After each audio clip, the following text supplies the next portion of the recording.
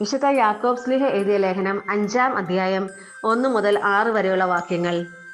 ധനവാന്മാരെ, നിങ്ങൾക്ക് സംഭവിക്കാനിരിക്കുന്ന ദുരിതങ്ങൾ ഓർത്ത് ഉച്ചത്തിൽ നിലവിളിക്കുവിൻ. നിങ്ങളുടെ സമ്പത്ത് ക്ഷയിച്ചു കഴിഞ്ഞിരിക്കുന്നു. നിങ്ങളുടെ വസ്ത്രങ്ങൾ പുഴു അരിച്ചുപോയി. നിങ്ങളുടെ സ്വർണത്തിനും വെള്ളിക്കും കറ പിടിച്ചിരിക്കുന്നു. ആ കറ നിങ്ങൾക്കെതിരായ സാക്ഷ്യമായിരിക്കും. തീ പോലെ അത് നിങ്ങളുടെ മാംസത്തെ തിന്നുകളയും. അവസാന നാളുകളിലേക്കാണ് നിങ്ങൾ സമ്പത്ത് ശേഖരിച്ചു വെച്ചത്. നിങ്ങളുടെ നിലങ്ങളിൽ നിന്ന് വിളവ് ശേഖരിച്ച വേലക്കാർക്ക് കൊടുക്കാതെ പിടിച്ചു വെച്ച കൂലി ഇതാ നിലവിളിക്കുന്നു.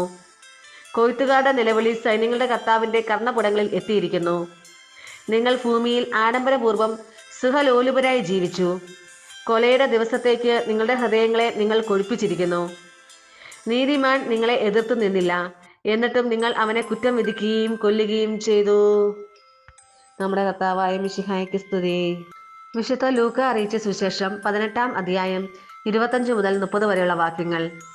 ധനികൻ ദൈവരാജ്യത്തിൽ പ്രവേശിക്കുന്നതിനേക്കാൾ എളുപ്പം ഒട്ടകം സൂചിക്കുഴയിലൂടെ കടന്നു പോകുന്നതാണ്. ഇത് കേട്ടവർ ചോദിച്ചു, അങ്ങനെയെങ്കിൽ രക്ഷ പ്രാപിക്കാൻ ആർക്ക് കഴിയും? അവൻ പറഞ്ഞു, മനുഷ്യർക്ക് അസാധ്യമായത് ദൈവത്തിന് സാധ്യമാണ്. പത്രോസ് പറഞ്ഞു, ഇതാ ഞങ്ങൾ സ്വന്തമായവയെല്ലാം ഉപേക്ഷിച്ച് നിന്നെ അനുഗമിച്ചിരിക്കുന്നു.